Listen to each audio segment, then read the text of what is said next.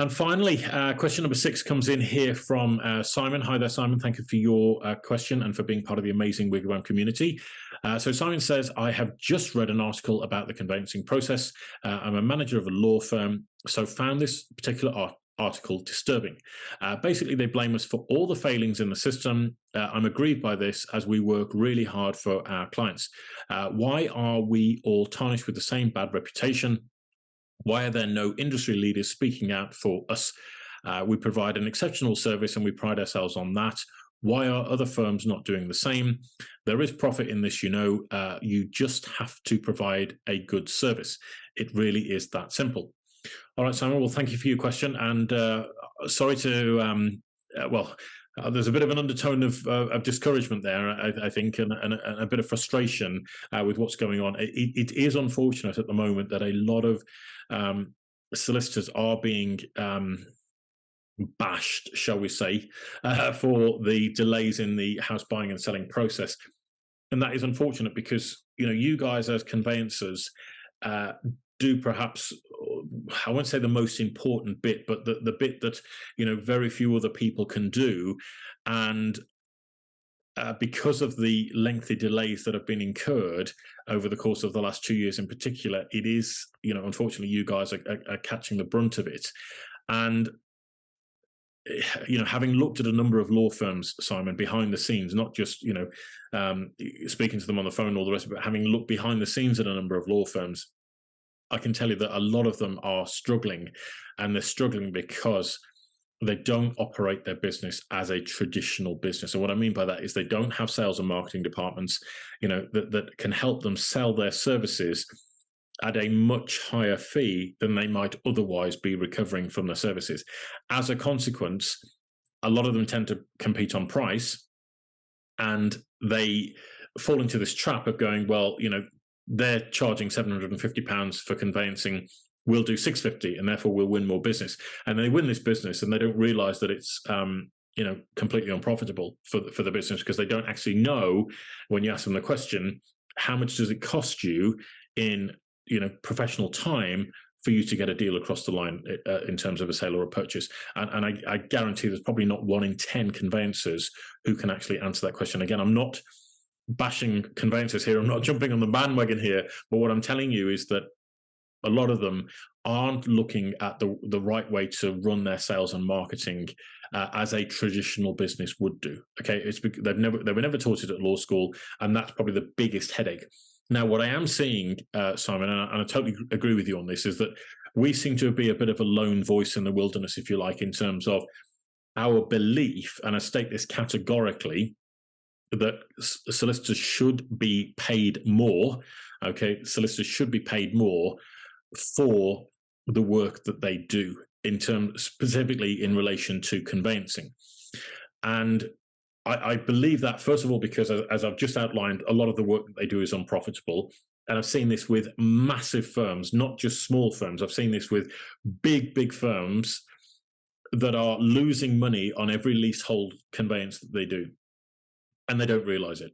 Okay, so it's not just the small end of the scale, it's the bigger end players as well that they're losing money.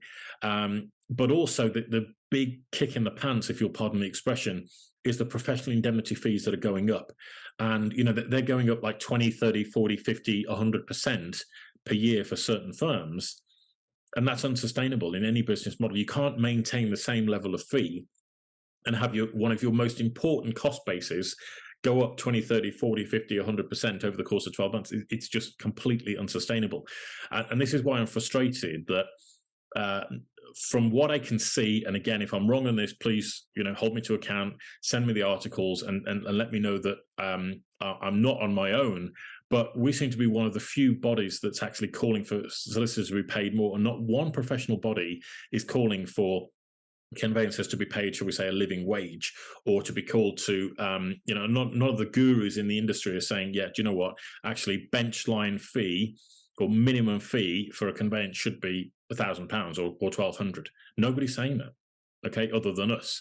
I'm not quite sure why that is. That you would think that they've got all the knowledge and experience to understand the industry as a whole. But from what I've seen, again, it's a very limited snapshot based on their experience within the firms that they've worked for, and not in the industry as a whole.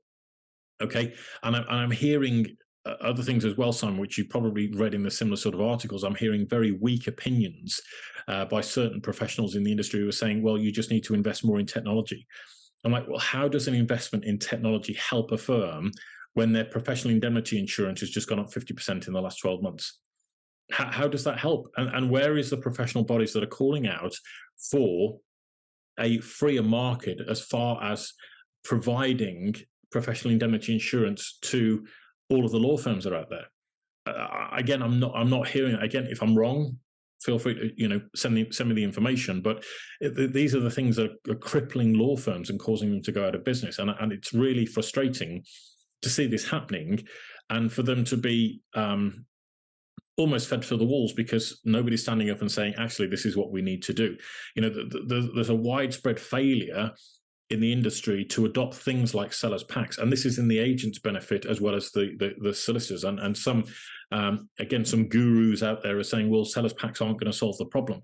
And I'm like, okay, well, if a sellers pack shaves 2 weeks off the average conveyance, that's about a 10% reduction in timescales. That's a pretty good start, right?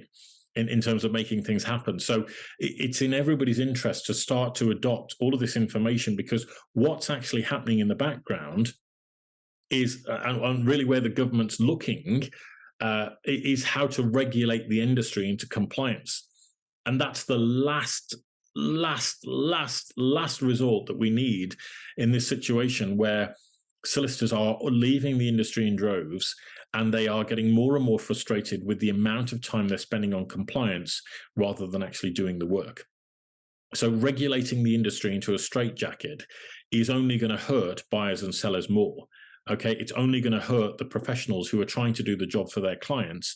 And I'm sitting here going, okay, either we're very, very, very wrong, or all of the evidence points to more upfront information, pay the solicitors a living wage so that they can actually take on less work, do a better job and in a more thorough job in a shorter period of time.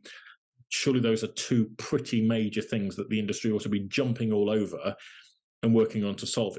In my humble opinion, what I'm seeing, and I'm very passionate about this, Simon, as you can probably tell, but what I'm seeing is more of a push for regulation and not really truly addressing the issue from the people who are paying our wages, which is the buyers and the sellers ultimately.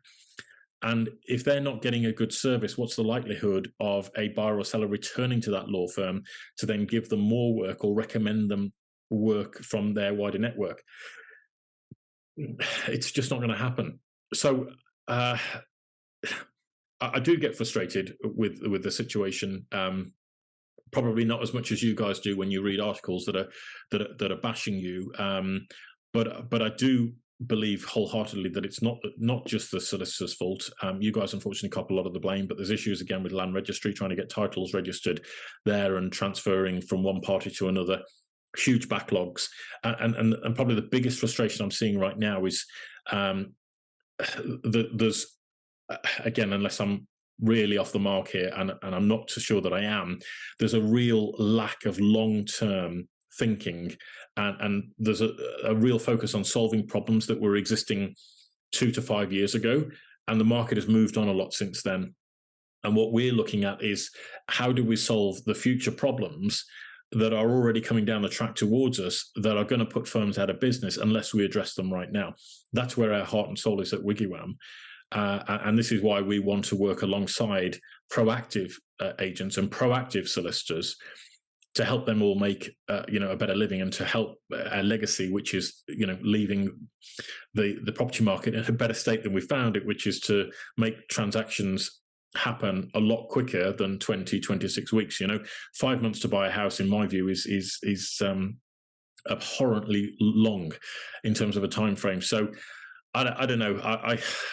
I get frustrated probably as much as you do, Simon, in all of this. But the question I ask, and this comes right back to the very start of our webinar today, is how prepared is the industry for when the market changes? And that question really boils down to everybody who's involved in buying and selling properties, because when the market stops or when the music stops, I don't think it's going to look pretty for a lot of businesses. If you look at what's happened over the last few years, a lot of businesses have had to take on some form of debt in either a bounce back loan or a COVID loan of some sort. Very few have got grants. They've actually gone down the loan route. They've saddled their business with more debt. The timescale to get paid has extended because of the increase in transaction times in the property market. And so cash flow is becoming more and more stretched. The cost base, particularly for law firms trying to get conveyancers through the door who are qualified, who know what they're doing, is starting to escalate. Professional indemnity insurance is starting to escalate. All of a sudden, a business that was running at 10, 15% profitability, which is good for most of the conveyancing firms that I've looked at, all of a sudden that profitability is gone. So how do you keep the doors open when your cost base is increasing and your income isn't?